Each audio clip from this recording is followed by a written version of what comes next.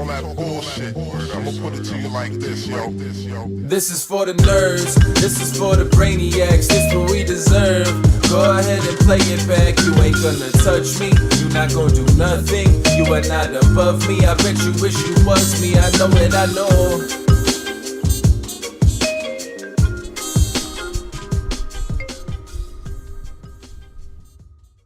What is poppin', everybody? And welcome back to another special episode of the Only Friends podcast. Well, you know, it's me and my only friends, which includes, but is not limited to, my boy LaManna. What's poppin', baby? Ooh, we are back, baby. You fucked me. You didn't do the tortoise thing last time, so now I'm going LaManna. This is all wrong. I know, this is all wrong. We are back. This is the new intro we've all been waiting for. Yeah. No. Oh, I forgot about that. Yeah. Gotta write that down somewhere. This is a new intro. It's a new show. It's just a Pirates podcast now. How about Mitch Keller? Oh, no, this is a Knicks show. Complete Knicks game Rangers show today. now. You did. You snuck two through to the second round. Congratulations. I know. It's been so long since we've done this. I mean, you had 6 teams, so, you know, it was bound to happen. Don't be mad. Don't be jealous. Should we? You got the Penguins not there. Yeah, Penguins dead. Dust. Yep. Golden Knights. Pittsburgh season done. Golden Knights done. Or I should say, what do you call it? Pirates season done. No, They're fine. Listen, they're almost 500. I just gotta listen. You gotta wind it in, right? You gotta bitch a little bit. I posted that the Pirates were down bad, 3-1 ever since, looking like a brand new team. They also got swept by the A's and swept by the Mets. That's when they were down bad. A's So are that's actually good now. A's are actually decent. Let's relax a little What do bit you mean? on the A's They being have decent, good buddy. pitching. The A's are They have better good than they have pitching, been and they the have last couple young years. kids. Okay, well, let's hope that translates over into Vegas in another 3 years. Yeah. I mean, one can only hope. They're tearing the Trop down, and I found out the hard way that they've already closed. Yeah. Let me guess. You have a chip. I have a 5K chip, yeah. Oh no. Oh no. Yep. I'm sure you can maybe get it. I have to go redeem it at whatever the neighboring hotel is adjacent to the Trop. Oya. Yeah, Oya. Okay. I mean, I really wish I could pay somebody to do this for me, but you can. Yeah. I can't. Oh, because Oh, it's a 5K chip. Well, so it's like yeah. What are they gonna say? What do you mean? They're They're gonna going to want to know want how you got ID it. and proof of play. Yeah, you just said you played poker there. No, it's no problem for me. I can go change it. I understand. I think anybody could. Oh, okay. You want to bet it? Yeah. Tell you what, I'll let you keep half of it if you can get this thing redeemed. wow. Oh my You God. guys don't know how Holy quick that shit's gonna shit. get redeemed. And Listen, that's how you make $2,500. it's simple. And the worst part about it, like, if worse comes to worse, I'll make 2 cakes. I'll give somebody 500 that played there before. Right. Who the fuck do you think you know that played at the Tropicana? For 2K, he'll find Are somebody. you fucking kidding me? Watch and learn. Matter of fact, I'll do that shit before I get home tonight. I'm about to call the Oya cage and be like, there's a man, Conrad Simpson. He stole my shit. He stole $5,000 in chips off of me. If he shows up at your cage with a flag, absolutely do not give him the.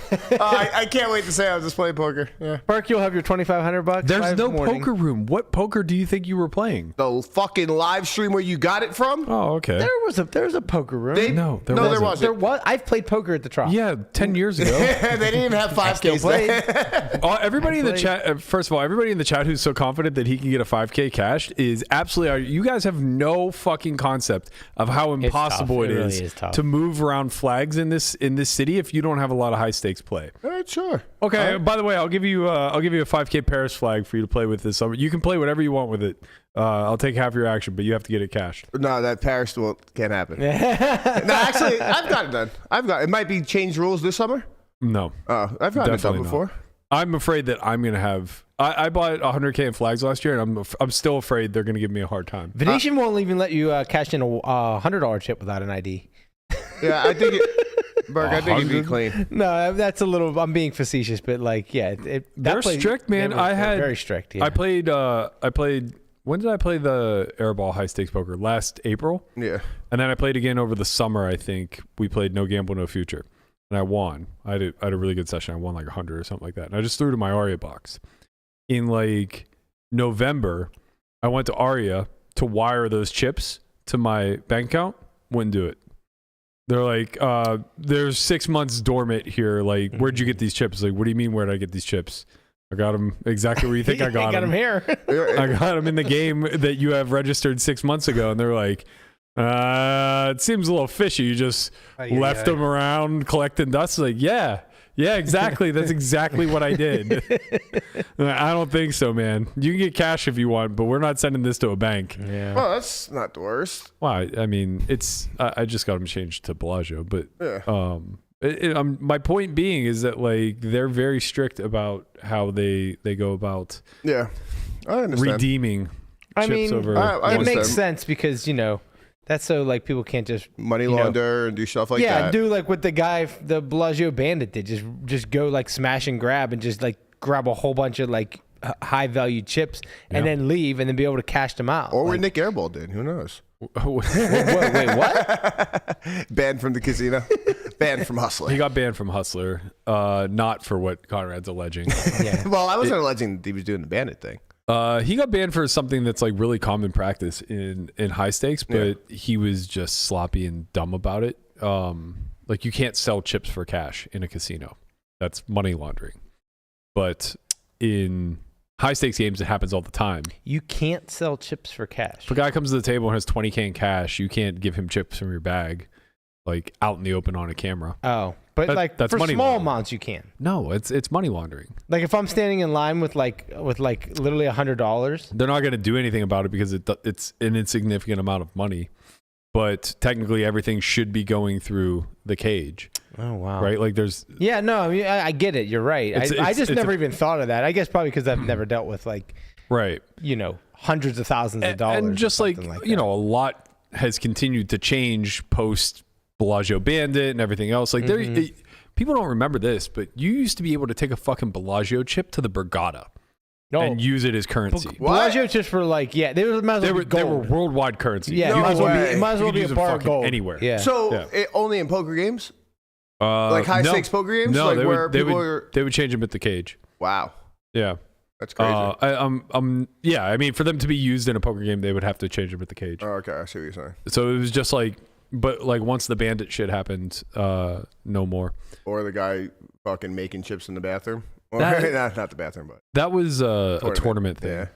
But also happened at the Borgata. Yeah. And I think this was even before Borgata was an MGM property. So like It was wasn't like way before. yeah, Borgata's it wasn't MGM. like it was a 1-to-1 exchange of like, oh, that's another MGM property, we'll accept it. But for what it's worth, like now they won't even do that. So if you go to like MGM National Harbor Yeah. and you have a Bellagio chip, they'll tell you to fuck off. Yep. Which is wild to think because slightly now more you're, polite, but yeah. depends how much you insist. Well, I mean, they just We respectfully ask you to fuck off. they just want their money, man. Like they get to keep that. Like you're not going to like not many people are going to exchange those chips and that they walk away with. So that's just free money for the casino. Yeah. What do you mean? What do you mean? I don't follow. If you have $100 chip from fucking National Oh, Harbor, you and think you- you're and you ever can't going cash back it. to fucking cash that? Right. You'll give it away for free before you even think about it. Oh, you can sell it on eBay for like 105. Probably can. Okay. I'm gonna make a fucking mint, man. I saw these like $5 chips going for like $9.99. We're gonna make a fucking profit. Burke, you should try to sell your Tropicana. Shut chip. I mean, the fuck up, Tortoise! I'll bring that shit to oil right I'm just after saying, this. Guapo already has an eBay business, right? He can throw it right up there. He'll Just give you 5% 10%. commission. Yeah, 5%. I'd try and go in 10. He's already at 5. He's negotiated himself down. I'm not greedy. You know, God, I need I that hate you, business. motherfucker. He's smart. He's undercutting. You're Undercutting. You're He's sharp. robbing me. You're a sharp man.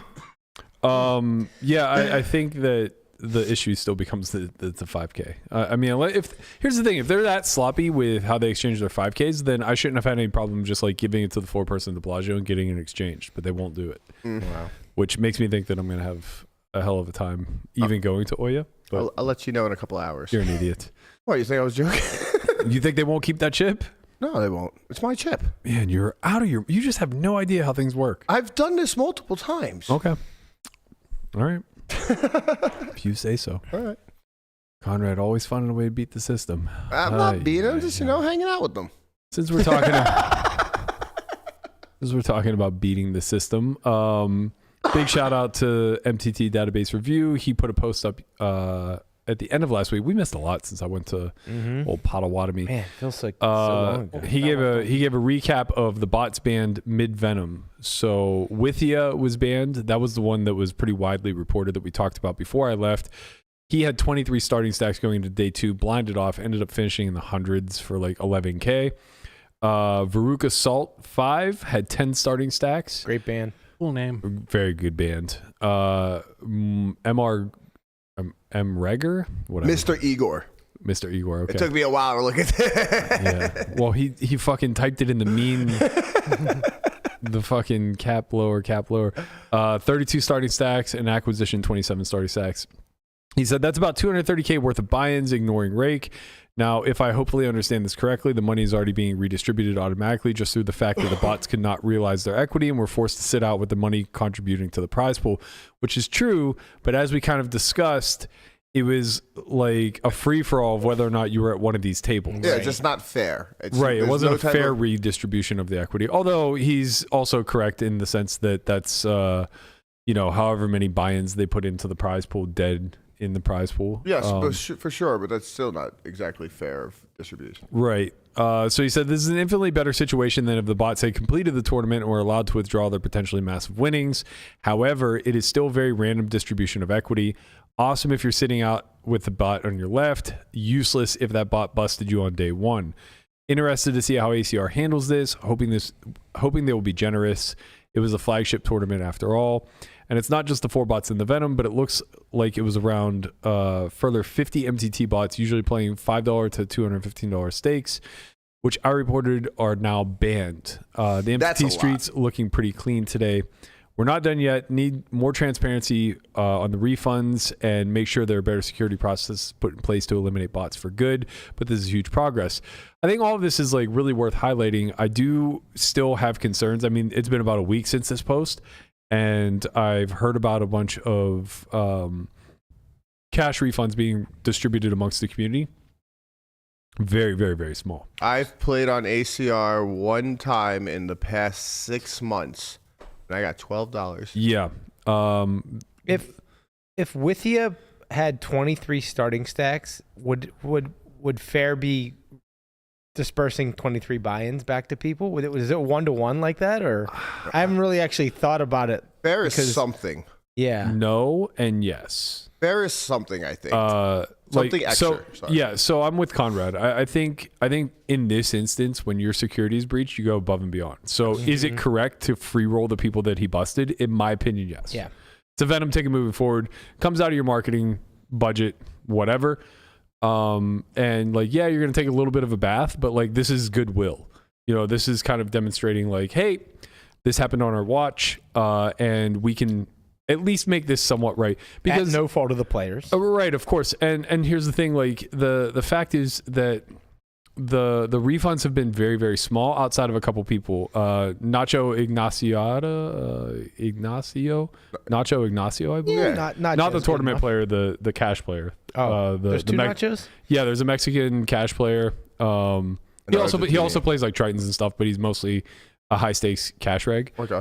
I think he got a big refund somewhere to the tune of like 25 to 40K. Oh, wow. Shit. And then one of the high stakes heads up guys. Were they might play deep Rain in the also. tournament, or this is from cash? No, these are cash refunds for sure. Because the other one is a high stakes heads up reg, C Llama. He got somewhere in the neighborhood of like 25 to 40K as well. So I'm not sure what propagated those refunds, but everything that I saw, and to be fair, like maybe there are some people that just like aren't really disclosing, but everything I saw was somewhere between like $12 and $160. Yeah, and I didn't see anything much bigger. Do you think anybody final table that was sitting at the first spots table on day 2? Great question. I mean, I don't know. Well, let me tell you, buddy. I would guess. Yeah. How about he won it? Oh, really? Dom was at that makes a lot of fucking sense. Dom was at the table all day. Man, yeah. That's Hooney actually took with his seat. Oh, really? Yeah, and then they were at the table for a while. That's nice. Yeah. Yeah. I mean, all in all, it seems like things are moving in a positive direction. I think there is a need for more transparency, and clearly a need to hear out the community more, because but I think they are doing the right thing in like the moving forward process. Like we don't expect everything to be great overnight, but it seems like they're doing a little bit more. Well, It seems we're in a better place than we were 3 months ago when Moneymaker was putting out a 100K challenge to build a bot. Jesus. By the way, shout out to MTT Database, high stakes, whatever. High stakes review. Yeah, did awesome work. So he's It's doing the pretty Lord's sick. work, and I guess that's where I was going to go with this. Is that it's insane what the players are doing at this current moment in time to have to police this environment. How about this? It's just too much. I'm sorry. It would be insane if this gentleman doesn't get himself a job or get himself some type of. No, like, that's not true though. Like, I mean, look, I don't know what the guy's situation is, but I'm pretty confident he's a doesn't high want stakes it. Yeah, MTT winner. So I meant or maybe Like, not a imagine job, but if somebody was like, imagine if like GG or ACR, like one of the major sites, goes to pads and goes, hey, you're gonna be our head of security now, and you can't play on our site. apologies, not that. So how about like what do you call the hackers that White bonus? hat. A white hat? All Yeah, right, like so some like a sort white of- hat, some type of bonus, some I type of agree with reward, you. and like Yeah. per fucking bot too. Yeah. You know, it's not just like one thing. He's putting he has Bro, to be that- putting truth. countless hours into this. No, that's for sure the truth. Something that is absurd to even think about. Yeah. You know how many stats this man's going over just to figure out what's and he's like accurate. Yeah, Like- that's. I think you really hit the nail on the head. They should just put bounties on the bots, They have to. right? Because like, yes, it's acknowledging that you have a bot problem potentially, but you are instantly compensating people who are doing their due diligence, and you're forcing them to show their work. Yeah, and we're way past the part of acknowledging that you have bots on your site. Right, we know. Yeah. You just banned Right. fucking 4 or 5 of them in the Yeah. Venom this week. Yeah. Like, we're past that. Yeah. So it's time to, like I say, ante up. People are doing the right thing for you guys in the long run. Yeah, it's for the community and whatnot, but it's also for you guys. I so like that. if they do the right thing, they should do the right thing. Sorry. But yeah, No, you I'm get with it. you. I like that. I think that's like a really good idea, and the bounty needs to be meaningful. Oh, yeah. No, it's not even, like, Right. it should hurt them. Like, Yeah, it- like he it caught pinch. 50 bots. Like that should be like 1 to 2K per head. Yeah, I'm fine with that. Something. Right. The only I don't even know if that's enough, honestly, but it's something. Yeah, but the only trouble I guess would be if we just don't get the transparency, right? So like they could just say like, oh, we already knew about those. We've been in the process of handling them. We can't compensate you. So in his If situation, you knew about them, why are they still playing? yeah. So it's funny because in his That is what happened. He Yeah. told them about these bots. Right. They competed in the Venom, and then once a guy bagged chip lead for day 2, it's like, oh fuck, we have to do something about this. So it's funny because I was gonna say, well, he has recourse, and like this might happen in the future for other shit, but we know what he did. I guess to be fair to your point, this can all be handled in the public domain, right? So like he can go public with his findings after he submits to them, yeah. and then if they try to come back and say like, oh well, somebody else had already submitted this, it's like, well, it should have been public then. Yeah, sure. You know what I mean? Like that should be the protocol. It's like if you state a claim and have some sort of findings behind it, make it public while submitting it to ACR, and that's just an arms race. ACR should be the one that does that. They should start a forum on their site, Right. and they should have people list their takes or whatever their findings and go through it like that. Because they should want to be accountable here. Like they Agreed. should want to be held feet to the fire here. Like a lot of people haven't played on ACR probably in a couple months, like maybe in like the last year they used to play.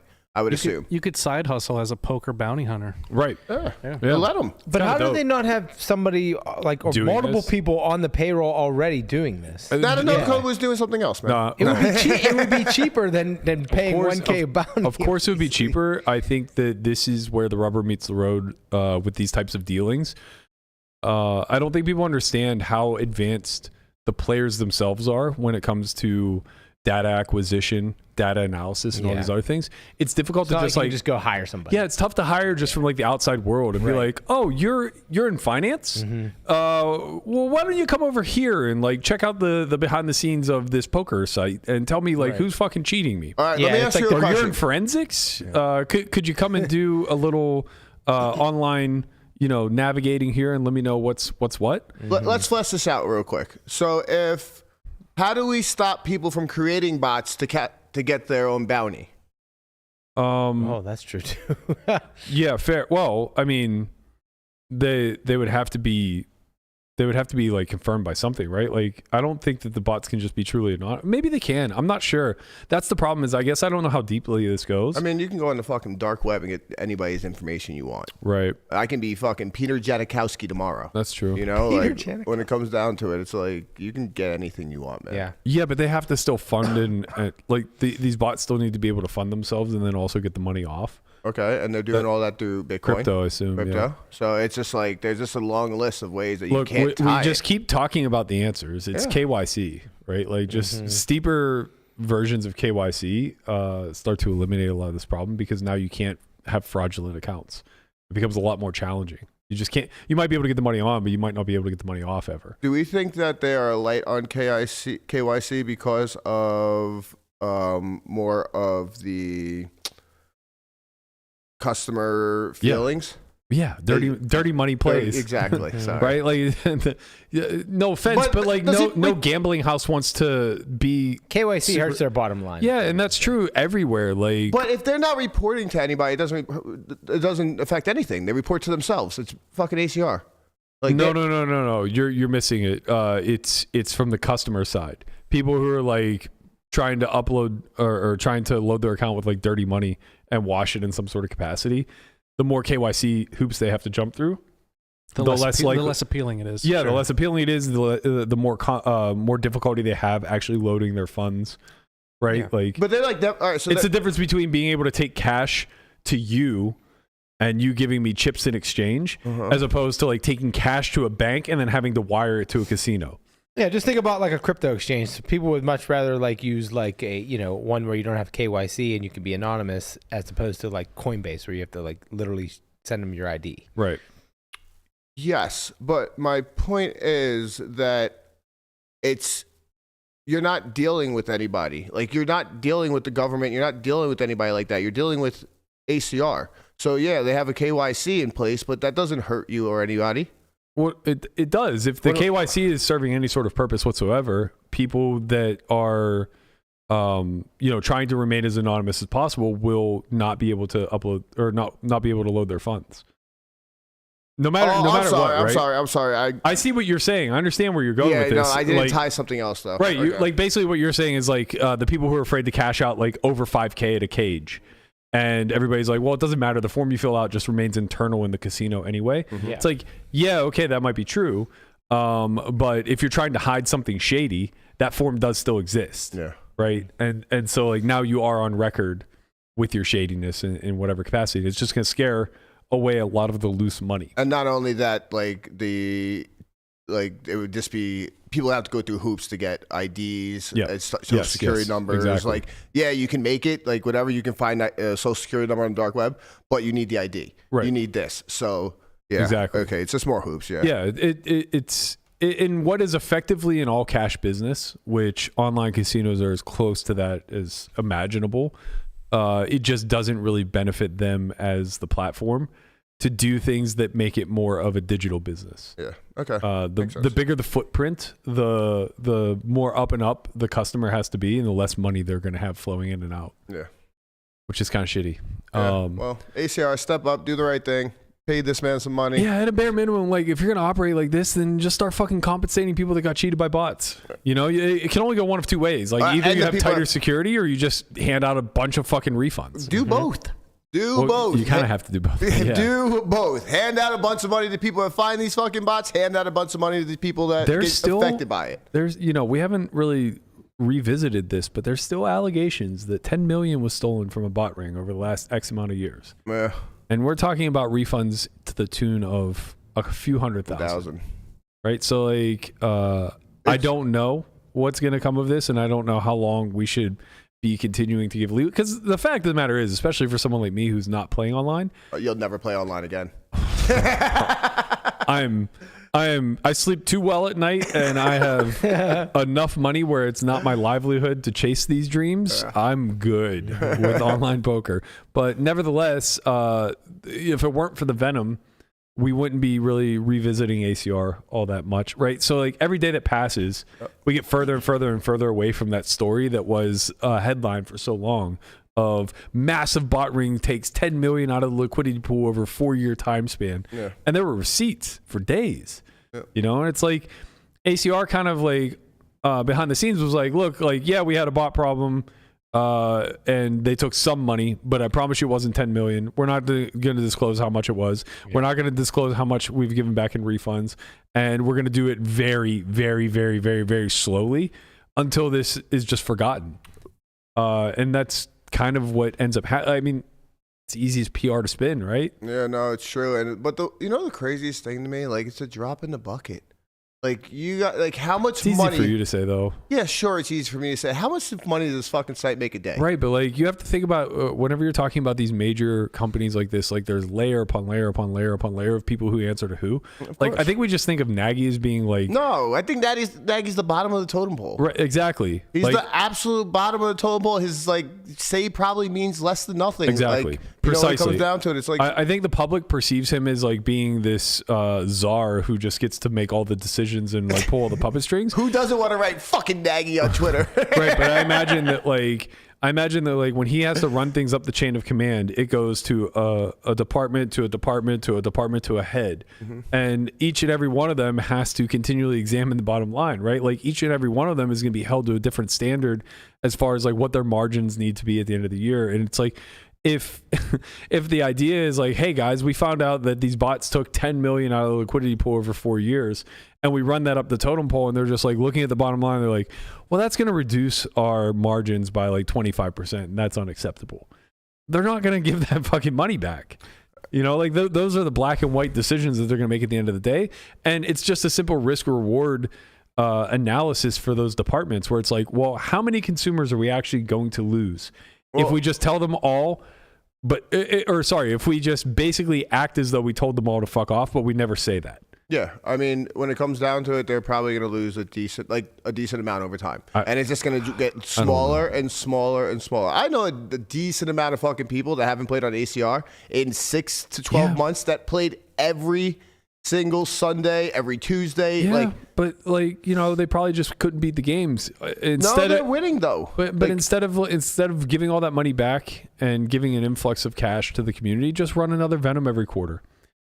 Keep upping the fucking the guarantee. Make the next one 15 million, then 20, then 25. Just keep running the biggest tournament ever to exist online, and you just have retention and you have acquisition. Yeah, I mean, it's just money better spent in marketing dollars, and that's sad to say, but like that's the nuts and bolts of it. If we're putting our business hat on here, yeah, it's weird and unfortunate because like I do see a world where if they were to pay back money over time, they're be put in a better light. Agreed. And that's over time, professionals will come back to play there every Sunday. I think that's the biggest hurdle that they have to climb is that.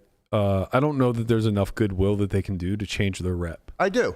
I think they do. In the long run, I agree with you, but in the near term, I'm not sure. And outside of like a change of ownership, which probably is never going to happen because I imagine this company is wildly profitable. They're fucking like I think of like blank check when I think of ACR. Yeah. Isn't that kind of crazy that like a company like Stars has changed ownership like 5 times since Black Friday or 4 times, something like that, and a company like ACR has just been like smooth sailing since Doyle's room. That's because Stars went down, like not down, but like they're no longer the biggest. Yeah, but that's because the last ownership group that bought it off of Amaya like has zero, or no, I shouldn't say zero. Like they care a little bit, but like poker's like 1% of their revenue. Yeah, their rev streams. So it's like it's just it's a fucking marketing captcha.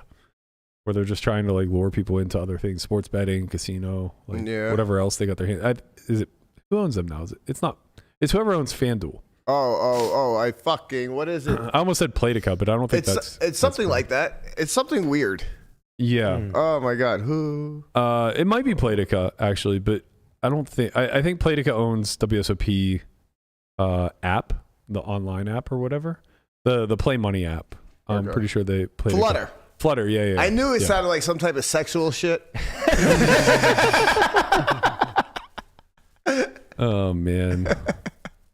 Yeah, so I don't know. Hopefully they do right. While things all come crashing down in the online revenue, they're down bad in the live revenue too, or avenue, I should say. They're down bad in Texas as well. So Another thing that we missed, and I knew this was gonna fucking happen. We said it, dude. So we recorded Wednesday's episode Tuesday night so that I could get out of town. Well, obviously they do that. No, they probably didn't. They probably didn't know it, but it's okay. Like a week later, we can talk about it. Yeah, true. And we just kind of joked, like, all we have to do is fade the next 12 hours for a story to pop off. It didn't even go 4 hours. Sure shit, like 9 a.m. our time. I'm catching a flight. Or actually, I was already gone. No, it was the night before. Yeah. So maybe it was like midnight Tuesday night, whatever. Deeb tweets, caught a hanger in fucking Houston. Guy is clearly like setting the deck and he's a mechanic. And you know, there's video of this, so it's not super blatant. I mean, what is blatant to me in the fast time video, which is what Guapo's showing now, is how like poorly he handles the deck. Yes. And that in and of itself would Is that video taken from a flip phone? Well, there's a higher quality one. So we have a slow-mo one that shows it a lot better. Yeah. And on this one, like it's very clear that the stub that he holds in his right hand is never shuffled in. You know, he riffles the left, but like the way that the fingers kind of hide the front of the deck so that you can't see if they're being pushed together. You can see he just like he pushes them together and pulls them apart in the same motion. So I watched the whole thing on YouTube on how this exact technique. Okay. And what they do is they bend the front forward, the top card a little forward. Yeah. Like, and just cover it while they push it in. Right. So it gives it like, you know, you just can't see it as you push it in with your pinkies. Yeah. And then, but like you could see that guy sucks. Yes. The other guy, there's another one who's 1,000% taught that guy.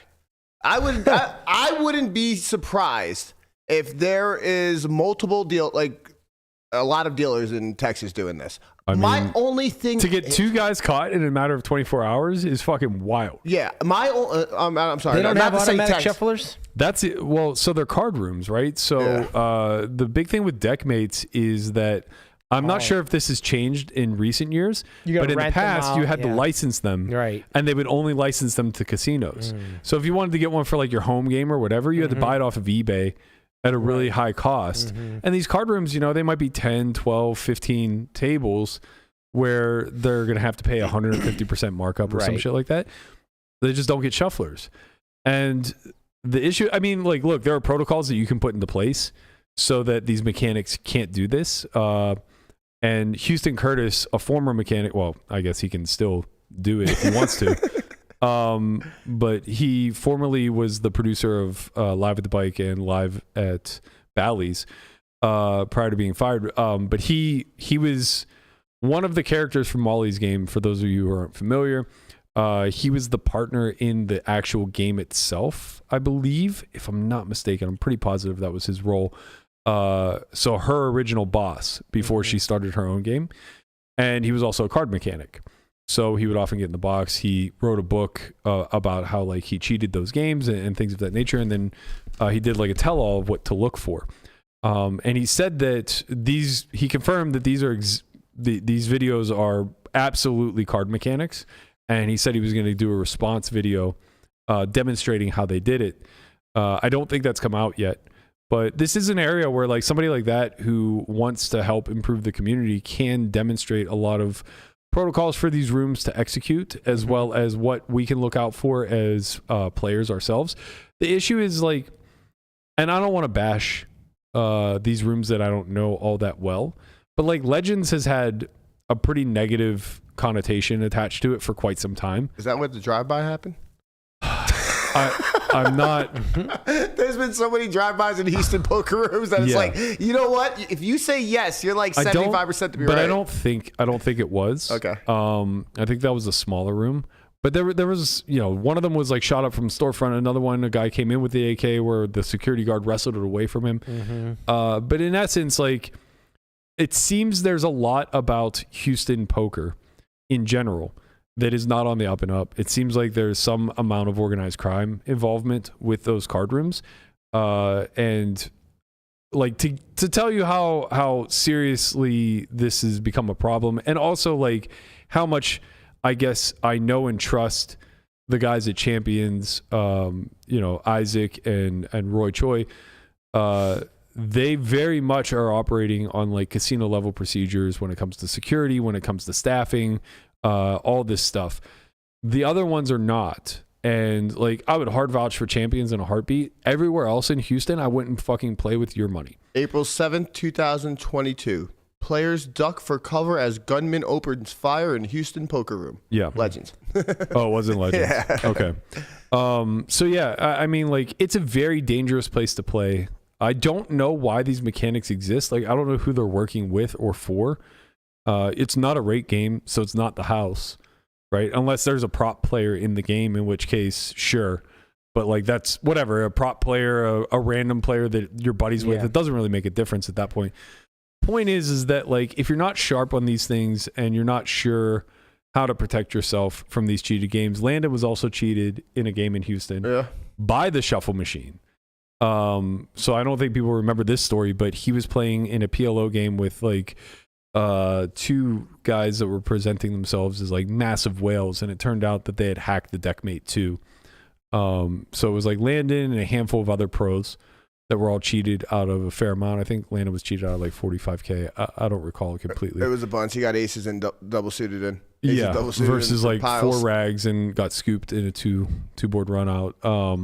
So yeah, like, you really have to be cautious and know that these are like, you're not walking into the Bellagio, you're not walking into the Borgata or the Wynn or places that are governed by a gaming body. You are walking into a dusty ass basement and you don't know what's going on. You're basically walking into a bar game. Yeah, exactly. Right? Like, they of course, like, it's the owners want or should be incentivized to operate on the up and up. Yeah, but they're not really. But just like a home game, like, you can run a straight home game and make some money. Yeah.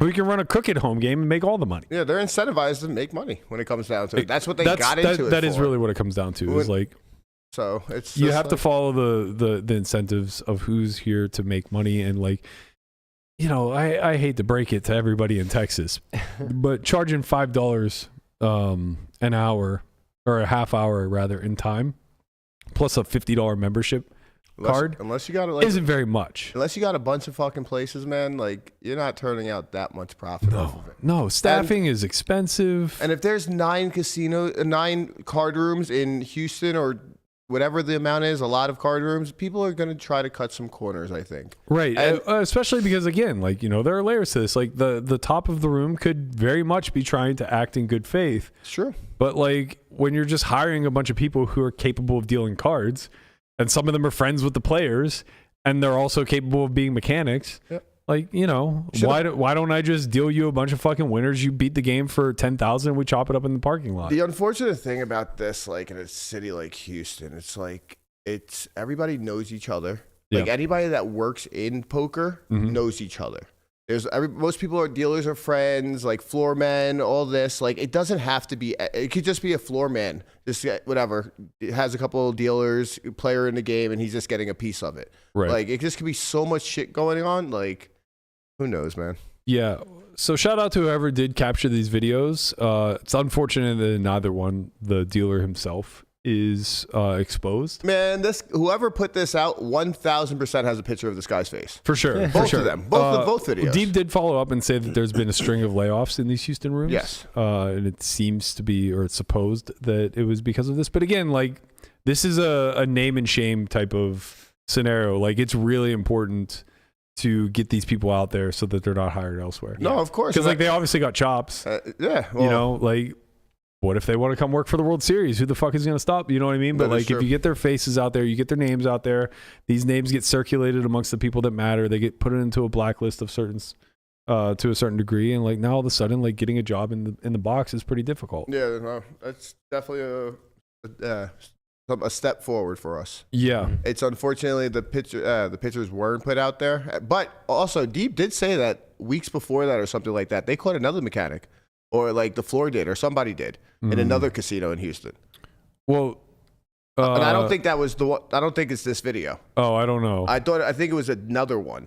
Yeah, I only saw these two videos. Yeah, but it this wasn't one's a video. very It was just text. yeah, this one's very blatant. If you're watching the stub in his right hand, it never shuffles, right? So he just keeps it intact while he's riffling the left, and then he puts it on top. Yeah. And obviously, like if you're fast, you can do this without getting caught. I'm actually I would be surprised if this guy didn't get caught after. It had to be after the other guy, I think. Mm-hmm. Because he deals pretty well. Like he's doing this very fucking good. This is quick. It's hard to see. Like he just holds it in there, pushes it in with a flow. I'll tell you what hurts guys like this is vloggers. Yeah, that's for sure. Like almost certainly the way that this video got captured is somebody was vlogging their session. Ooh. And they just had their phone up the whole time. Yeah, right. I didn't even think about that. And then at some point they just happened to catch like the other one was the other one like he was so fumbly with the deck that if you're going through the footage as a vlogger, you might have been like, this is a little weird. And then you slow it down and it's like, I think this motherfucker's bottom dealing or mechanicking the deck in some sort of capacity. And then all of a sudden that gets out and then other vloggers are like, wait a minute, I have footage from playing in Houston too. Let me go back and look at the dealers here. Yeah. All of a sudden we get this clip and it's like, okay, well, here we go. Now we're moving in the right direction at least. And all this is timed very poorly. I don't know if you guys have been paying attention, but Doug is making a big push to get a card room in Dallas. Yeah, Farmers Branch or something. Something along those lines. So I think that there was a big meeting either today or tomorrow. It was today. Okay. I did see where that. they were going to vote on the nature of this business in that county. Dallas is like particularly it's particularly difficult because in like Austin and Houston, I'm pretty sure that you can just like get the property that you want and you just like open up shop. And as long as like there isn't an overwhelming majority of people complaining or something like that, you can operate. I think in Dallas, it's the same, but they were getting pushback because of the casinos in Choctaw were just like paying people in Dallas. Well, that's what I'm saying. In Dallas, I don't think that that's the precedent. In Dallas, I think that like you actually need, I don't think it's like a license or anything, but I think you need to get approval by the county board. I was going to say different counties probably, I'm sure, have different regulations, different rules. Yeah.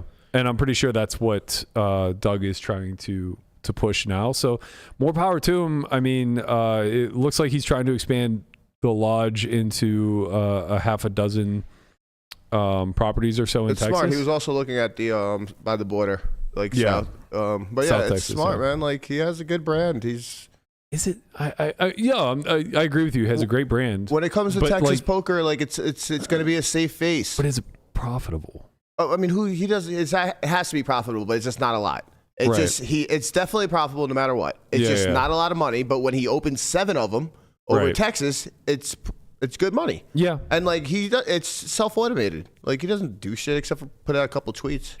Well, I mean, show up to a couple stream games, get a couple games together. He's for sure the marketing arm of things. Oh, he's definitely. You're definitely correct there. Shout out to Lee Jones. Hit us with a little song lyric. Appreciate you as always for the super chat, man. We got so far off of run of show into a tangent. Yeah, of course. But that's all right. We this is what we do here. You know? We talked a lot about people not cooking. We did. I think it's time to talk about people that are cooking. It is. Ready or not, here I come. Jumped out with my soul leaking, going hard till I'm so eating. No chatting and no speaking, no dapping with slow breathing. Damn, homie, you the man, homie. They can't do it, but you can, homie. What is poppin', everybody? We have a long list of people that are absolutely cooking this week. Starting off, number 1, Bob Smith. Shout out to Jesse Fuller. My man Bob is getting a new hip. Hell yeah. The poker community came together. We donated about $35,000 in one day. The community itself is who's cooking here. I mean, like, Bob is, for those of you who are familiar from the World Series, he's one of the most notable TDs for sure. Mm-hmm. Yeah, fantastic guy, great at what he does, well deserving of a little financial aid in this situation where it sounds as though he had a hip replacement like 40 or 30 years ago, and they told him he'd need a new one soon. And he waited as long as he could. And for those of you who know Bob, like, I mean, he was literally like dragging his leg behind him last year. Yeah. So really excited for him to get help. But more importantly, like, this happened so fast. I think it was 3 hours. I think in 3.5 hours they were trying to get 25K and they hit it within 3.5 hours. Yeah. Big shout out to Barry Woods. He hit up the biggest donation of $10,000, and Deeb said, which primed this, I think. He said, I'll give 5% of my main event action to whoever the biggest donor is, which I think that's a great way of contributing as well. Was it main event or WSOP? I'm not sure. It might have been his package. I'm not Because sure. I could have sworn I saw WSOP. Maybe. And yeah, regardless, pretty awesome. Yeah, I think it's a really good gesture by Shaun. Huge gesture by Barry, obviously. Yep. Which, to be fair, I mean, as much as he dusts on the Bally's Live, the least he could do is put a fucking buy-in towards a good cause. So we appreciate you, Barry, as always. Take this fucking man's head next time, all right? Take it clean off his shoulders. Barry couldn't beat me if I spotted him a third card, and I turned one of mine up. It sounds like we got a heads-up match going. Mm-hmm. Barry's one of my favorite trolls on the internet. Next, Nikki Glazer. She got it popping. My girl. I heard she got it popping. Female really Lamanna. That's right. To Kevin Hart because he can't reach. No, Kevin, I love you. No one works harder than this man. Do you know that every morning Kevin wakes up at 4 a.m. to make a shitty movie? I love your movies, or as I call them, short films. I'm kidding. I hate them. No, sorry, Kevin. I don't mean to belittle you, but you be little, man. Like, you're a tiny guy. Kevin is 5'2", 150 pounds, 155 after The Rock finishes, but... That's so bad. It's so good, man. Oh, God, that is good. All right, it's so good. She cooked at the Tom Brady I roast. already love her. She's so funny. She's one of the best, by far, one of the best comedians when it comes to actual roast. She talks about it in her podcast. It was her and Nikki Cummings, two of the best. And they both kind of said that they stopped doing roasts because it made Whitney them actually Cummings, right? or Whitney Cummings. What did I say? Nikki Cummings. Nikki Cummings, of course. I'm in love. Wrong actress. I can't help it. She got her teeth done. Like, she just looked fucking amazing. But they said they stopped doing roast because it felt so mean spirited and they feel like they've been shamed a lot as female comedians. But man, they're so fucking good. She crushed it. Andrew Schultz was really good. Tony, was it Hinchcliffe? Hinchcliffe. Yeah. Crushed. And then Gronk was like the shock of the roast. He's so dumb and so fucking funny. I mean, so funny. Kevin Hart was like the best host that I could imagine for these things. And of course they had, what's his face? It looks like, it looks like a tadpole. What's his name? The roast master, Jeffrey Ross. Oh, Jeff Ross. Yeah. Man. Roast master general. Apparently he's not that funny. Apparently he said something about Robert Kraft and the fucking massage parlor. And Brady came over to him and was like, "Hey, don't fucking say that again." Yeah, I thought it was all fair game, but it seemed like he took a little bit of sensitivity to that one. I think he was there too. He was. He looked like a drunk, senile old man, like hands shaking, can't get words out. It was not a good look for Robert Kraft. But overall, I don't like Tom Brady, so seeing him get roasted was nice. But even on top of that, just like 3 hours seems like a long time. And I got to tell you, outside of like one or two dead spots, they didn't really skip a beat. That's awesome. And it was a live show too. I didn't see it yet either. Yeah. I only watched a lot of the clips because, of course, Twitter has 90,000 of them. Right. Yeah. So I watched a lot of those, and it was really good. I laughed at most of them. All right, who else is cooking? We got Dom and Moneymaker. Shout out to Dom Nishi. Yeah. Won the Venom, $1.8 million. And, Moneymaker came up a little short. You know who had a piece of that? Who? J-Mo. Oh, he Congrats, J-Mo. bought at what do you call that? I think he bought it at ICM. Yeah, that makes a lot of sense. Yeah. Well, And then he quote tweeted Landon and said, "Could have been you." I didn't see that. That's pretty strong. That's fucking amazing. Like when Landon bagged for day 2, he goes, J-Mo, do you want to buy a piece? That's fucking hilarious. Here we are. God, that's so good. So yeah, shout out to Dom. Shout out to Moneymaker. I believe Moneymaker got sixth. I think it was 6. For like 148, I think that's right. something along those lines. Not but 1.4 or 1. Man, 148 for 6th and first was 1.8. I think so. Wow. I think that's what I saw. That's a big I might disparity. be wrong. Yeah. I might be dumb. Even if it's like 250, like what a difference. Yeah. All the money's up top. Mm-hmm. I mean, You hate to see it. He's last so but rich. not least, our boy Rampage, he's back at it. Wait. No. Wait, what is this? Fucking Rampage is backing out of the $1 million game. Listen, No, come on. Say it ain't so. I am on the side that this is the smartest thing I've seen Ethan do in 5 years. I am also on the side of that because he could play the game, and he's choosing not to. Yeah, I think he could probably overextend himself for sure. Yeah. And then he could probably sell some, but the lineup's not nearly as good this year as it was last year. Who was the people that made it good last year? Hands? No, Hands is very good. Yeah. Hands is a very, very good player. Okay. Not Hands. Ethan was one of the players who made it good. Sorry, Ethan. It's not good anymore because Ethan's not going to be in. Right. Actually, the game just went to shit and fell apart now that Ethan's out. No. I mean, I said that in jest, but like Ethan actually did make it must see TV, and his lineup was pretty good that he played last year. I think he played with LFG. Oh yeah. With a guy who bluffed. LFG Hank. Yeah, LFG Hank. Yep. I think he was in that game. Wasn't Airball in there? Airball was in one of the lineups. I'm not sure which one. He won't be there this year. And I know that, Huss was in the game. Oh, yeah. Rob Young was in the game. Tony G was in the game. On your bike. On your fucking bike, mate. I mean, like, it wasn't like the softest lineup in the world. It wasn't a typical Hustler Friday. But for $1 million buy-in game, it was pretty fucking good. Rob's out this year. I don't know if Tony G's playing or not. I don't think Durr is returning. Jungle Man's playing, I think. Doug is playing. He runs Charles. I don't think Charles is in. Okay. He played last year. I don't know. Obviously, Airball can't play because he's banned. A lot tougher. And, it's like he already did it. Like, honestly, looking back, one of my bigger regrets was playing the super high robo twice. the second time. I knew it. Yeah. Because it was like, what's the point? I already Like, final tabled this bitch.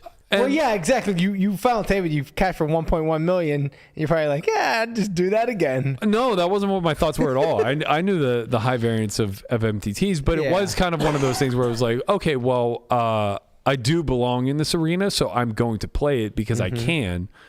And I took like 20% of myself and I was able to sell the rest off. I did it responsibly, but like looking back on it, like I was way more prepared for 2016 because the way strategy changed from 16 to 17 was rather drastic. Yeah. And I wasn't nearly as prepared. And also just like, I don't know, man, there's something serendipitous about like, I don't believe in the woo-woo shit. I don't believe in, having like any you sort do a of little bit. control over the deck or anything along those lines. But there's a pulse to live poker.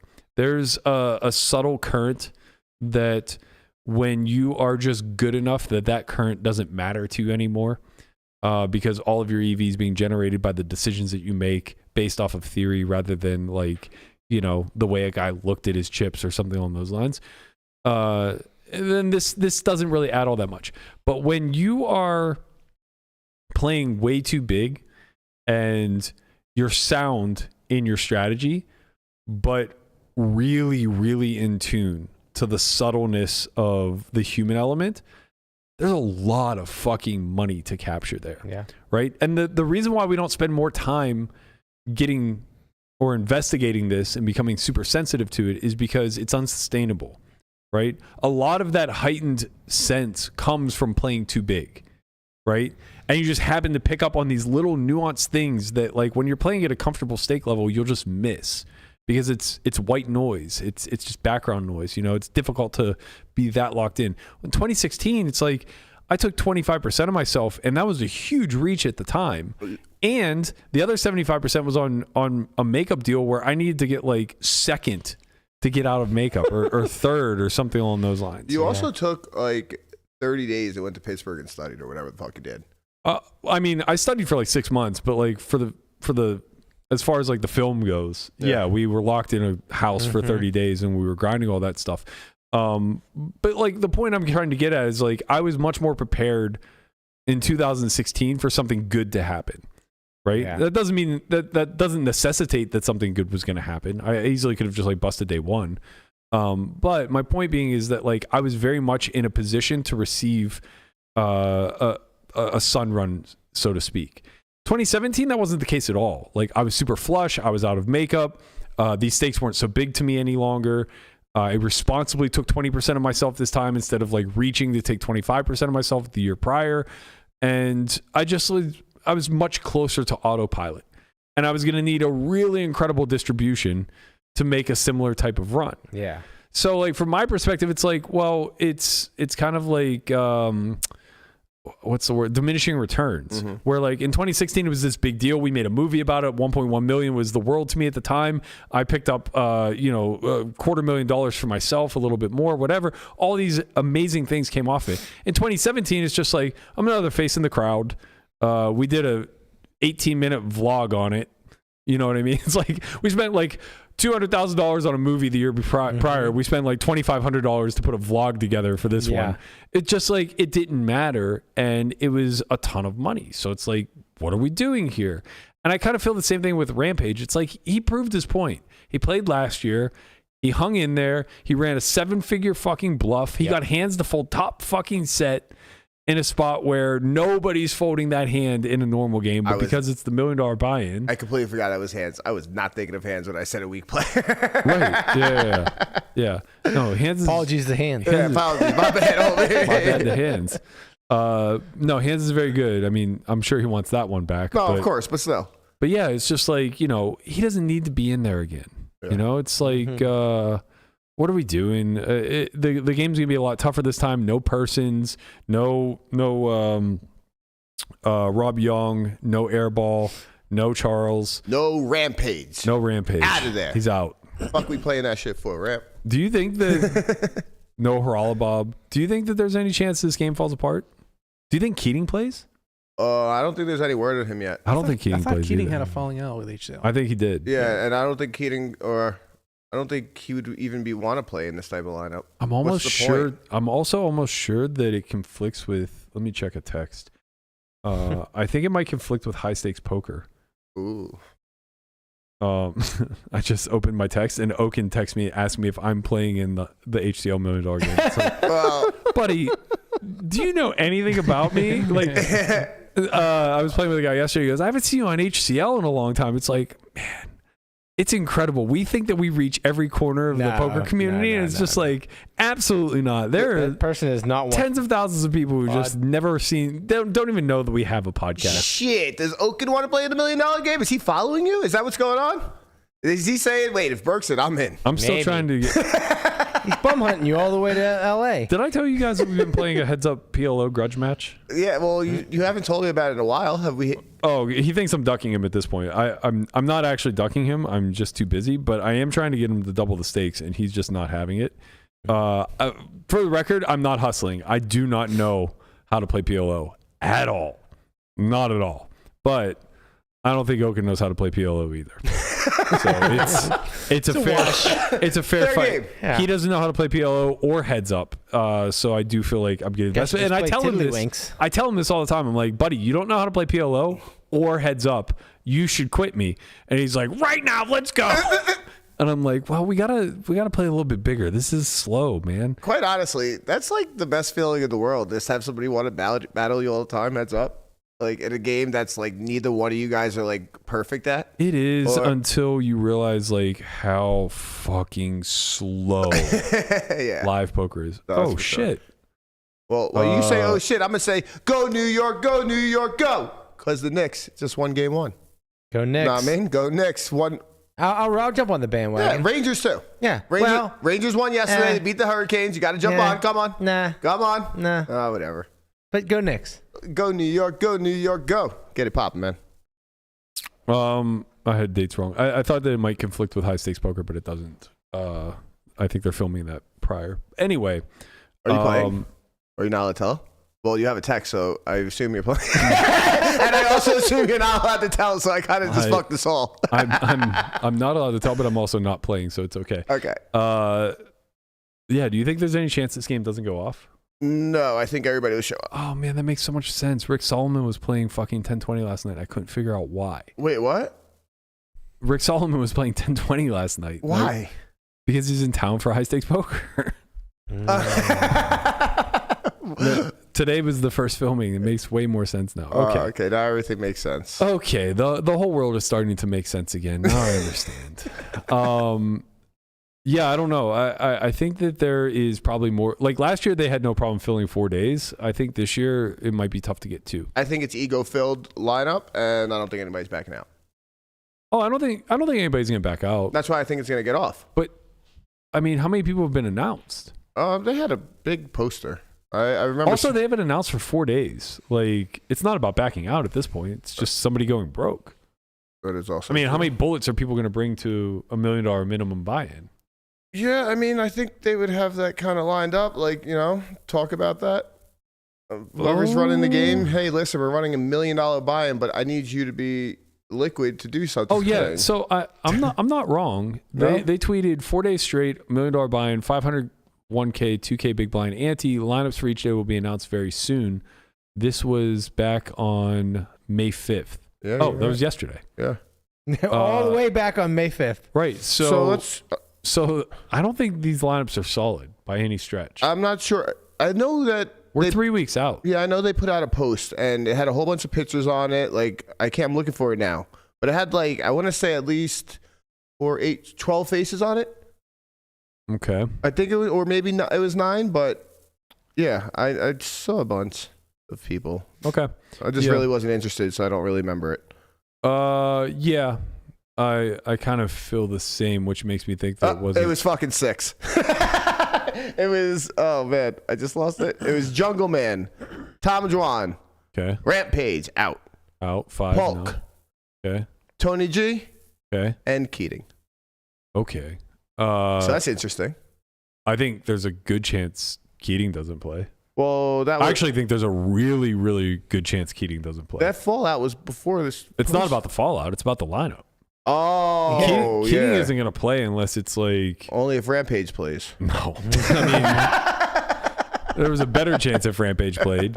But he's definitely not playing a lineup of I can promise you, I assure you, Tom Dwan, I assure you, he will not play a lineup that is Jungle Man, Dwan, or Jungle Man, Polk, and whoever the fuck else he is, Tony G. The man didn't start running private games for no reason. Yeah, like he can play 501K anytime he wants and buy him for $1 million. He's certainly not playing with like 3 pros that don't have access to these games and Tony G. And also, I can assure you, Tony G is not going to play that lineup either. Yeah, that's true. So I don't know what's in the works. I would imagine there's some scrambling taking place. Well, that's why Oaken texted you, because he got a text saying, "Hey, do you want to play the $1 million cash game?" And he's like, "Well, if fucking Berkey's playing, I'm playing." So now everyone's scrambling. So you're right. They're not going to have a game. Him and I should just do our own $1 million cash game here in Vegas. It's true. You versus him. And not televise it. Just like, hey, you're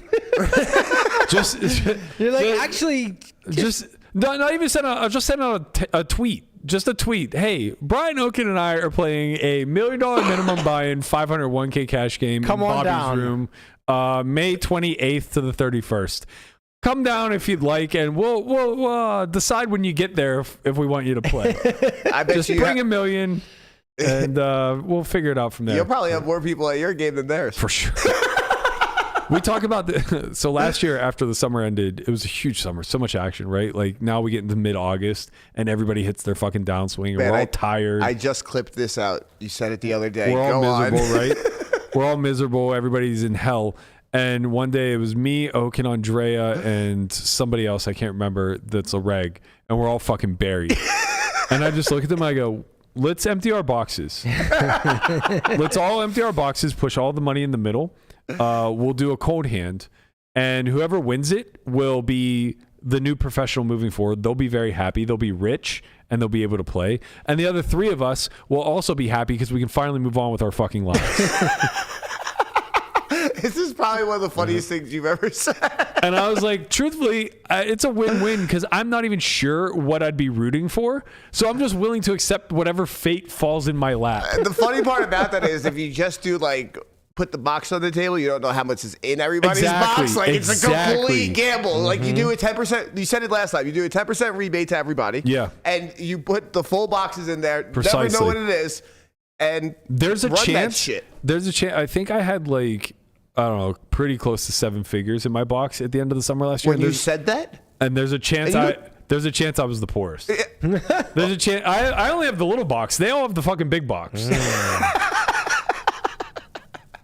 You know, it's like I had a rack of flags. All right, everybody lay your boxes They on the might- table. Let's measure them. Get your boxes out, boys. fuck it, let's just flip for them. Like, you know, I had a rack of flags in mine. They might have had a rack of cranberries in theirs. I don't fucking know. You know what you need to do? I was willing to gamble. You know what you need to do? What? You need to open up a second box. Leave No, like it doesn't work that leave way. like 35K. Next put our boxes on the And now for mystery box number 4. Just looks like a bunch of green chips and 5s for tips. What the fuck am I gonna do with this 5K chip from Carolina? That shit will not be in that box. That 5K chip will be cashed out tonight. I have till mid-July to get rid of it. Man, this is great. We kept some meat on the bone to talk shop with Melissa tomorrow. The World Series is 3 weeks away. We were going to get into it, but not today. We're going to save that one for tomorrow. Instead, I ran it. So we did the meetup game at Potawatomi. It was a fucking hit, by the way. Was it? Love these Midwesterners, my people. We know they're your people. I've been telling you this for so long now. They fucking love to gamble. I understand why all of them are submitting in the muck hands because these games are fucking wild. Like 3 bets, 4 bets, doesn't matter. 6 ways, every hand. And honestly, like it was so easy for me because I'm just like, okay, I know how these games work. You just have to be resigned to not winning very many of these pots. Oh, I have ace king and it went 6 ways. I guess I'm only going to win this when I make a fucking ace or a king. And that's okay. You'd be lucky to win it. Right, and then sometimes we get stacked when I make an ace or a king. Yeah, you got a fade 2 pair. And that's okay too. You know, Straights. like it is what it is. But like I'm just gonna check fold when I fucking miss. And you just live with that. It's like fine. So I That's how we play 1-3, Berk. I ran into a former in the muck submitter, my man Anthony. Okay. He hits me up, and then we play a hand together. So he tells me, I can't remember. He told me the hand that he submitted, and I remembered it at the time. I was like, Did it make the yeah, show? Yeah, it made the show. Oh. And I remembered it. I was like, oh yeah. Like actually, you played this pretty well. I forget like what happened on the river, whatever. But then we get into a pot. Oh. And I put him in the fucking muck again. My man is in the muck. Oh shit. He 3-bet me, and then he tripled it off. Here. I jammed after he half-potted river. He's regretting his decision, it I appears. very much regret my decision. I also might be getting nit rolled at this time, so You're not. You're not. I don't know how I'm good. well, I'm bluffing. That's how you're good. Yeah, well, of course. You would never do that. This will be a future submission of In the Muck. We'll have this B-roll to cut to. It's gonna be great. Oh man. That's worth 275 in itself. Show me the bluff. Oh please.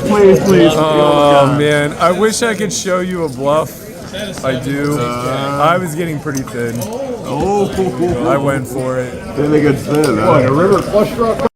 All right, I let him off the hook. I showed him my hand. I should have made him wait for this episode. I'm sure. Shout out to Anthony. So the hand went like this. I open hijack. He 3-bets from the button, playing 2-5, about 1,000 effective. I call with the 8-7 of hearts. Which one is this in the Fantastic Four? Mr. Fantastic? Maybe. No, this is Thing. Miss maybe? Invisible. Oh or- no, yeah, the Invisible Woman. Invisible. Oh, that's right. That's right. Yes, it is. Because clearly it's worse than than the thing. Sure. So I call. Blame Landon for all of that. I flop middle pair, backdoor straight, backdoor flush draw. I check. He bets quarter. We call. Turn 8 of spades. I check. He bets 3/4. I call. River. Ooh, sneaky. I don't think you get to play anything else. I'm pretty confident my hand pure calls. You would have raised? I'm greedy. He still has 9-10 in sets. Okay. Which makes it tough for us. Like a lot of bad rivers too. yeah. Well, yeah. That's the other thing. What size would you choose if you check raised at 2 SPR? It sucks because you can't say all in. No. You only get called by things that beat you. So you're kind of just clicking it. Yeah, you probably, if I had to guess, I would assume the raise size we play here is like 25% pot. Yeah. Because that most of makes your sense. raises are going to come from like 9, 10 and hands that block. I can't wait till the So it's like pretty polar, and you're just trying to reduce SPR. Can't wait till the wizard says pure raise and Guapa's like, see? Look, I'm rooting for Guapo to get one on me. I think it might raise, but it's going to be small. Yeah, it'll be like quarter pot. Yeah. But I don't think it raises. I'm pretty confident 8-7 is a pure call. Ooh, I would think it has some raises. Okay. I would think for sure. Do you want to book it? Huh? You want to book it? Yeah. All right. 10 push-ups. 20. Wow. Booked. He already has the fucking wizard open. I should just start doing it now. Yeah, but you can see I didn't. I know. You can see I didn't run it. I know. I haven't gone past the flop. Shout out to Bass Guy, by the way. He said Berkey gave me a great story and hit us with a super chat. Appreciate you, man. Thank you. So on the river now, deuce of hearts roll off. I check. He bets like half-ish pot. I think the pot size here is a little bit wrong. I think there was 375 in the pot. But anyway, he bets about half pot with like 3/4 pot behind. And I jam, which then put him in the muck. He has 2 queens. Yeah. I think it's a just pay I spot. think it's a pay spot too, but I think you should have went bigger on river. I think you're more. These nets always have it. The thing is, I think you're more inclined to pay. I think queens is a bad combo to pay with, is the problem. You're still paying though. I would probably still pay, but I'm guessing queens is indifferent, where like kings and aces probably pure calls. Okay. Reason being is that queen 10 will be a big part of my bluffing range. Mhm. Yeah. So like queen 10 of diamonds, queen 10 of hearts specifically are, I guess those are going to be my only combos of queen 10. Yeah. Did he have the queen of diamonds? I don't know. He didn't say. Yeah. If I have queen 9, same thing. Like King 10 as well. No, I don't think so. Oh no, sorry, no. King 10 would Yeah. pure fold unless it's. I would imagine King 10 would either fold or raise flop, being front door, back door. I imagine King 10 of hearts raises. Yeah. King 10 of diamonds probably calls. So yeah, like I'm pulling from my 10x region to bluff as well as my 9x, and I don't really have a lot of 9x. Mm-hmm. So when I check jam, it's going to be a hand like. Honestly, I wouldn't be shocked if Jack 10 started bluffing, because it's difficult to find other reaches, right? Like you don't really want to be check jamming diamonds too often. Because you want them to have diamonds. Well, sort of, but it's like he's probably not barreling a third time with diamonds, so it becomes better. But like, you know, how many diamond hands do I just check call, right? Like queen 10, even queen 10 of diamonds is probably going to check jam turn some of the time. Or check, sorry, it's going to check raise. No, it's going to check raise and then like check raise small and then jam river. So it's going to play similar to 9-10. But anyway, it's not going to be pure. So I guess like what I'm getting at is I think kings and aces will call more often than queens. And I think Jack X will call more often than queens. Okay. Because blocking top set's just pretty big in a 3-bet pot. That's just my guess. But again, I probably would pay at least some of the time, especially if he does not have the queen of diamonds. Mm-hmm. That would, or the queen of hearts, I should say. What do you guys think? No, you meant the queen of diamonds. You're right. Or hearts. Yeah. I think queen 10 of hearts exists for me as a float. Yeah. All right. What do you guys think? I think it's a just pay spot for him. Why? I mean, you're Matt Berkey, and you can pull the trigger here. I don't give a fuck who you are. I think his sizing. I think his sizing is a problem too. I think the river should be bigger.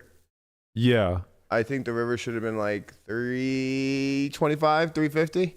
I think it should be pot. All right. Because I think my hand just wants to call. Mm-hmm. But when it faces that small size, that's just always one pair. Mm-hmm. And if I run into top set of jacks, like God bless him, there's just too much I can get value from. So it's probably going to be a pure jam versus size. Do you ever? This is weird. First pot, I still might be jamming. I'm not sure, but do you ever run into the nuts here? You have to. Yeah, of course, for sure. It's 9-10, but you don't care about that. It's not a big percentage of his bet. That's going to be half pot though on the river, probably. I don't think a half pot exists. I think it's a non-size. I feel like okay. It's rare that you're going to size back from the turn when you arrive at an SPR greater than 1. What was his turn size? 75%. Yeah. It's just rare you're going to see like in position, right? Out of position, we'll see it all the time where like you B75 turn and then you block river. But like you don't go like pot turn and then quarter river in position. That just it's kind of a non-size thing. Yes. I I would guess, without having looked at this, that it's a bigger bet on the river. Well, run that shit. All right. Let's see what the wizard has to say. By the way, Bass Guy is the guy that played this hand, I'm assuming? Oh, maybe. The way he said thanks, I was like, wait, I don't think you realized that. Oh, his picture's here. Let me see. No, that's not. This was just somebody else that I played with. Oh, okay, cool. Shout out to Bass Guy. Shout out to everybody at Potawatomi. They were so fucking warm and welcoming. It was amazing. I was jealous that I didn't go, and then I realized I was playing with Pip all week. So yeah. The room is, yeah, you got her fucking bit. We're not even going to get into that. I did not get her bit. We'll talk about that tomorrow. No, we're going to talk about that right after this, damn it. No, we're going to talk about that tomorrow when we have pictures and Pip is not passed out on the blanket. So yeah, the room was amazing. They actually got like some pretty decent steaks. I guess they had like 2550 running underground when the room was closed. So if you're ever in the Milwaukee area, definitely check out Potawatomi. So anyway, flop, pure check by me because I eliminated it. Whenever you put it back in, it leads like 10% of the time, but it's not really something I'm really going to do on this board. 40% was actually the chosen size that the solver wanted to run, but there's no EV loss doing quarter, which is what he actually chose in real time. And you can see it's a mix between bet and check with just about his entire range. Mm-hmm. So he could simplify one way or the other if he wanted to. You like checking when he has the queen of diamonds in his hand? I just would never check queens, especially against me. Yeah, okay. I don't really see any reason to. Mm-hmm. So I do play check raise here at a fair frequency, and that's kind of predicated off the fact that I could have leads and also off the fact that he's not c-betting his entire range on this board. But we can see that 8-7 is just a pure call, with the exception, I guess, of 8-7 of hearts is a sliver of a raise just because of the backdoor properties. So let's take a look at those like 10x regions that I was talking about prior. Only continues our front door, back doors. I was right. King 10 of hearts wants to do a fair amount of raising, whereas King 10 of diamonds is nearly a pure call. And then Queen 10 goes the opposite route. Queen 10 of hearts, as I suspected, is a pure call, while Queen 10 of diamonds is pushing more equity and likes to do a mix of raise and call, about a third in the raise size. The Ace 10 region, even more shifts towards diamonds. So Ace 10 of diamonds is 50-50 mix. And then Ace 10 of hearts is a pure call. I imagine this is where we're going to pull our river bluffs from. You can see we don't have much 9x. It's only going to be like Ace 9 suited that we'll be able to pull from there. And then, of course, 10-9 is going to make the nuts. But the issue is that it has to be one of the black varieties because 10-9 of diamonds is a pure raise and 10-9 of hearts raises are like 85% of the time. So, that's going to come through really high frequency. Same thing with 9-8. So 9-8 of diamonds is a hand we could turn into a bluff on the river as it plays pure call on the flop. Everything else is pretty much raising at high frequency. So far so good. My analysis is pretty good and clean thus far. Turn is the 8 of spades, giving us the old 2 pairs. I don't think we'll play any leads here. Yeah, pure check. Pure check. Mm-hmm. Okay, it's a good start. Now he has a B40, which I told him in game, part of the reason why he got put into the bin on the river is because his turn size was too large. So what happens is the 8 is a really dynamic card for both ranges where we both improve a lot, but we improve linearly. And the issue is that his overpairs... you're like capped at half then probably, right? His overpairs don't want to pile money in, right? Correct. That's the thing because they want to bet. They want to bet, but they don't want to lose sight of their target because you're both very linear here. Correct. And like it should be a lot of one pair and draw, like whatever stuff like that. You don't want to make it easy for 2 pair plus, and it doesn't take much to make a lot of these other hands indifferent, right? Like my 9x for example has a very easy decision versus pot, but a very difficult one versus B40 because now I have to raise it some of the time. I have to call it some of the time, things of that nature. So I basically said like I think B75 is a very reasonable strategy and I'm pretty confident if we gave it 2 sizes here, it'll choose B75 at some frequency.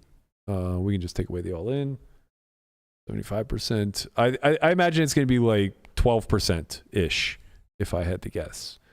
It might even be slightly higher. Oh no, it really doesn't get used. 2%? Yeah, so it really doesn't get used and it's very much isolated to the overpairs and then the draws. Like queens are Only even aces in and there. kings, though, right? Yeah. Aces, kings, and then top set of jacks. And then, again, queens doesn't want to do this because it blocks a lot of my Queen jack, queen my 10. check call, check folds, which isn't good. Okay, so yeah, B75 not really a thing that presents a bit of a problem, but that is the size that he chose. So let's eliminate the B40, see what happens. Obviously, it can force this strategy. Now it'll probably be like 30%. Yeah, 37%. You can see. And now queens just starts doing a fuck ton more checking. Yeah. So this becomes the challenge, right? If he's betting all of his overpairs for B75, which he probably is because against the tougher opponent, your mind drifts towards aggression, not towards like aggression / protection, not towards playing passive and protecting. Right. And the truth is that's a really good lesson to take away from this is that when you're against a tough competition, you want to make his decisions really challenging. So on a board texture like this, the nuts have already changed, number one, and the board texture can deteriorate further. So the last thing you want to do is reduce the SPR when you have a one pair type of holding. I was going to say, going big here only puts you in like the better in a connection. Like this, you're making the life easy for Very easy for out of position. Yeah. So you either want to go small here or you want to just play check back at a pretty high frequency. I think checking back like queens and certainly 10s or 9s here is a must. But the issue then becomes like you have to bear in mind you need river bluffs when you do choose the bet. So if you're checking back 10s and 9s, it's very important that you bet hands like queen 10 and king 10. And you can see king 10 is like nearly a pure bet. Ace 10 is a pure bet. Queen 10 bets pure when it has the non-suit and pure check when it has the flush draw. So these are just all things to bear in mind. Like obviously you will have bets because you have a set of 8s. You'll have 8-7 yourself. You'll have 9-10. These are all pretty close to pure bets. I'm sorry, Bert. Go back to queen 10 suited. Good. It was a check when you have hearts, not diamonds.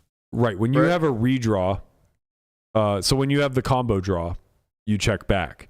When you have the gut shot and an over with no flush draw blockers, you could just blast. Oh, I'm sorry. Okay. Right. So when you have clubs and spades, you're happy to just blast because you're basically just repping nuts. Mm-hmm. And if you get blown off of it, who gives a shit? Exactly. You just fold.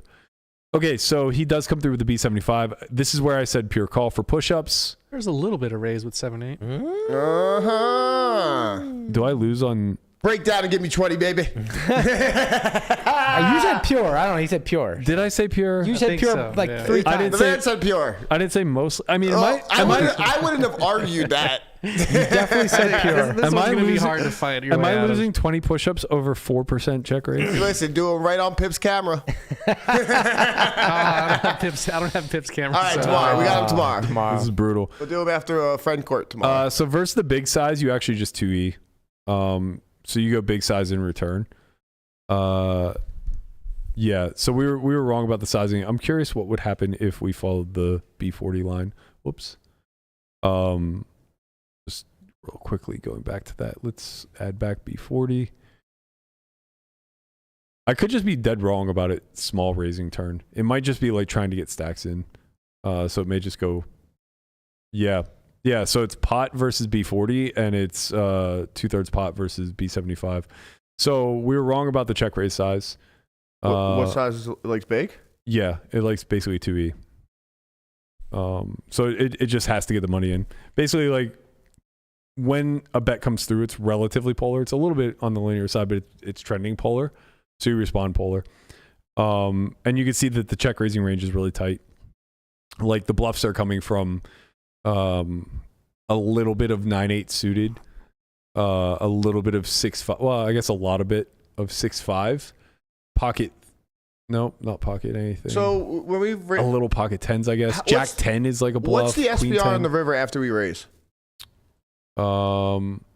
67. It's 2E. Oh yeah. Okay. Interesting. Okay. Anyway, 8-7 plays mostly call on a fucking technicality. 96%. Goddamn technicality. Deuce of clubs hits the river. Again, no leads. No real surprise there. And now his sizing scheme here, it looks like a mix between 2/3 and full pot. But 2/3 is probably insignificant. It looks like it's just aces and jacks that it's benefiting. And it just prefers to go full pot. So if we single size this, seems like, well, actually we don't want a single size. We want to go half pot. So let's put half pot here in exchange for the 67. It should expand it a little bit. No, it actually shrinks it. Wow. So it hates the small size. Yeah. And for the reasons that we kind of pointed out, right? Like it just small sizes with one pair. It's aces, it's ace jack. Yep. Then it has to use a little bit of jacks for protection. Right. And then it bluffs like ace king. Mm-hmm. And that's kind of it, right? Little There's ace no king, 9-10 little king, in queen. there. Yeah, no 9-10. So like no nuts, no real other strong hands. It just really wants the larger size. So just to see what my response is supposed to be, and then we'll come back to theory. Let's see what happens when we only give him half pot. I bet it starts jamming. Yeah, I knew it. There you go. I knew it's just gonna start jamming. I don't want to give it only one size because I'm sure he's playing two sizes. Like he bet his hand. That's kind of the issue here, is that he actually bet the strength of his hand. Right. And you can see the queens do pure bet for the half pot. So he didn't make any mistakes there. It's certainly worth the bet here. Now it just comes a matter of what do we do in response. Looks like it's a mix between call and jam versus the half pot. If we have clubs, it's a pure call. Or sorry, it's a pure jam. With hearts, for whatever reason, I imagine mainly because of hands that call off somehow. They were like blocking his lesser Yeah, hands. like maybe he calls. have. Maybe he like calls off ace 8 of hearts sometimes, or No, I something was along those thinking. lines. No, you can't. No, you have the 8 of hearts. Yeah, I was. I'm saying that's why it's. having Yeah, you yeah. just I was thinking call. it funneled him more toward like top pair. Oh, One pair. Yeah, but I'm not really sure how. Right, because it's specifically the 8 and the 7, which are on the board. So it's like, how do having those pairs with the heart somehow affect his call off range? This must be what it's like to be at an AA meeting when you hear other people. It's just it's funny to see you not have the answer here right now. It just makes me feel like, okay, so when I look at stuff and I'm confused. I mean, to be it happens clear, the best like of us. very few people are going to have like cut and dry answers when it comes to getting into why the weeds. Machine does what it does. You just have your own. Well, when it reasoning. comes to getting into the weeds of why the machine does what it does, because the machine's just it's the clear cut answer is because of EV and how it affects EV. What we're trying to unpack is what about these specific hands impact the EVs differently, right? So like, why is the EV of 8-7 of clubs higher than the EV of 8-7 of hearts? And obviously it has something to do with suits. Right. And then you have to kind of unpack how or why. But like when you're looking at it at a zoomed out level, the way that we described it before we pulled up the solver, that was all pretty spot on. Right. And you could do that without actually even analyzing the sim. The only thing we've learned here is that 8-7 of hearts check raises a tiny little bit on the turn, which isn't really all that important. And then we learned that when you check raise the turn, the sizing selected is 2E, regardless of what size imposition chooses. I guess I feel like if you zoomed out a little bit, it'd be like, well, obviously the hearts, hearts are a backdoor on the flop. So, Correct. So it's going to change you holding those hearts is going to change what his range looks like by the river. Yeah, but specifically when we're debating between calling or jamming, we're jamming for value. Right. We know that to be clear. So something about the 8 of hearts and 7 of hearts has to impact his calling range. Right. So like when we jam, I mean, we can just look at it. So when we jam, it's because I'm not really sure. I'm not sure what the 8 of hearts. I'm not sure how the 8 of hearts impacts his calling range. Because like it'd be different if like when we jam 8-7 of clubs, he folds 8-7 of hearts. Yeah. Right. Like, okay, well then, yeah, of course, 8-7 of clubs is higher EV because you push him off of a chop. So yeah, I'm not sure. There's something about the 8 or the 7 of hearts that impacts the EV of this range, or maybe it's just an MDF thing where because 8-7 of clubs is technically indifferent also. If we come back and look at this, it checks or it just calls rather a tiny little sliver. So the EV difference between raising and calling is nearly 0. And yeah, same thing here. Like obviously it's indifferent. So yeah, I don't know. I mean, it's much ado about nothing. Like it just means that you can't really do anything wrong with this hand except for fold it. When I do jam though, we can see the queens actually is supposed to fold at a high frequency if he has spade club. So hopefully he had the spade club variety. But even if he didn't, the other ones are also indifferent. Now, albeit there are 3 combinations of queens that he's like not even supposed to have through this line, which he very well could have just had one of those 3 combos too. But in any event, like obviously very difficult spot for him. I said in real time, you should probably just pay. And you know, when we discussed it prior to coming to this point of the solver, I said like, yeah, queens are probably going to be more indifferent just because of the fact that they block my bluffs, which I think is true if we look at the bluffing range. No, I'm wrong. Queen 10 suited, pure fold. King 10 suited, pure fold. Ace 10 suited, pure fold. Where are we pulling the bluffs from? So it's Jack 10. Jack 10 is going to be our bluff. Jack 10 and then like hands like King Jack, Queen Jack are just indifferent between jamming and calling and folding. So these actually start to function as bluffs as well. So it wasn't the Queen 10, it was the Queen Jack instead that's going to make queens indifferent. Same thing with like King Jack. So queens and kings going to call less frequently. Hit one. Aces actually don't call all that often. So it's just kind of like all the overpairs are pretty indifferent. You just get to call with nutted hands. Yeah. You call with your sets and you call with your straights and then your 2 pair. Play good hands. Yeah. I mean, value bet. It is kind of that simple. Like value bet thin and then call off tight. Now, if we change this to pot, which is what it was supposed to be, it'll probably alter the call off range quite a bit because you're going to be getting a much better price. You might just call though. I was say you call more, yeah. 8-7 probably calls at a much higher frequency, if not always. Wow. No, it's pure. Pure jam. Well, it's because you're only shoving for 41% pot. Oh yeah, right. So he pot was about half his stack. Correct. A little over maybe. Yeah. So you can see all the overpairs are pure potting. And when that's true, now what's going to happen is they're all going to call. Yeah. Because now I'm bluffing less. So yeah, they're way less indifferent as far as like what their calling frequencies are. You can see that they have to just like call much greater frequency because they're getting laid a better price. They are still indifferent though. Ace Jack indifferent, overpairs indifferent, and they all seem to mix it around the same frequency. Where everything else is still just going to play pure call. So yeah, shout out to Anthony. You wiggled your way out of the muck. You made a correct decision on the end. Congratulations, sir. You saved yourself a few $100. It's actually Berkey that you made the correct decision.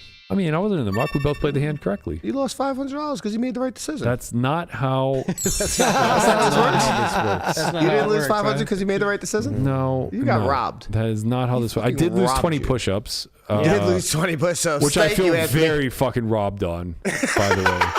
Aren't you all about fitness, Burke? I'm about fitness, dick, and something or other. I'm all about 4%, baby. God damn it, man. That's so unlucky. If you guys would like to submit your own in the muck hand, be sure to check out our Discord channel. You can find that at onlyfriends_pod. It's the pinned tweet. We have an entire forum dedicated to in the muck. We would love to have your submissions to discuss on a future episode. This episode went so long. I thought we were going to do like an hour today. We did an hour 45. We had a lot to talk about, man. We haven't been here for a while, you know? Yeah, you and I got hopped up on Ghost before. I know. That is the problem. God, that shit is powerful. Yeah, everybody. I'm used to just like a cup of coffee, maybe a Red Bull. Yeah. You give me that Ghost, I'm bouncing off the walls. What? I'm not going to You also paid me $2,500 to do this Yep. episode, so. Yeah. I did not. At least I'll be able to stay up all night and watch the roast of Tom Brady. Yeah, that's true. I'll only give you the $2,500 if you get your fucking teeth fixed. Wow, the pain that's going on in my face right now. You guys don't understand. This man is in so much pain, but he showed up for you guys. That's right. He's powering did it for through. you. He needs like a triple root canal because he has fucking Pepsi teeth. You should have drank Coke. I haven't drank fucking soda in a year now. Yep. Yeah, that's what happens when your fucking molars are infected. Don't forget that we do have a Cash Academy coming up May 23rd to the 25th. An MTT Academy coming up May 27th to the 30th. And Landon's final table. Yeah, let's go Lando. Let's go Landon. May 29th. Everybody, if you're in town, you want to check out Landon winning his first ever WPT. It's going to be at the HyperX Arena. You are not allowed to show up unless you are wearing nothing but a red towel. That's right. Is it a red towel? I didn't think it was red. I thought it was like some orange. It's like color. maroonish. It's like maroon. Right, red Definitely maroon. not orange. Yeah, red maroon. You're a little colorblind. It's okay. We forgive you. That's going to do it for us. We're going to be back in the nighttime slot again tomorrow, 6 p.m. I am, don't jinx it, coming out of a downswing. Let's go. Let's Woo, go. you won today? I want very small. Doesn't matter. Listen, Two doesn't small matter. wins in a row. But I'll Anything take to it. break what happened a couple weeks ago when you got that text message Listen. and everything was ruined? That's right. Anything to break that. The Pirates broke out of their slump with a 1-0 win, so let's go. That's what I feel like. That's what I feel like is happening. I feel like I'm pitching 1-0 win, and then it's a 2-4 win, and then all of a sudden you win 10-0. Yeah, I feel like Let's go. I feel like the pitching and defense is there, and the bats just can't seem to break out. But another 30K win today. We're chipping away, only on a 470K downswing now. Let's go. Slowly but surely, we'll be 300 back. big blinds, huh? Small win.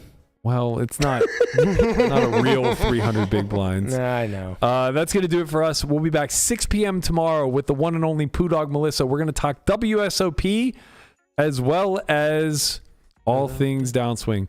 That'll do it for us. We'll see you guys all then. Peace. Peace.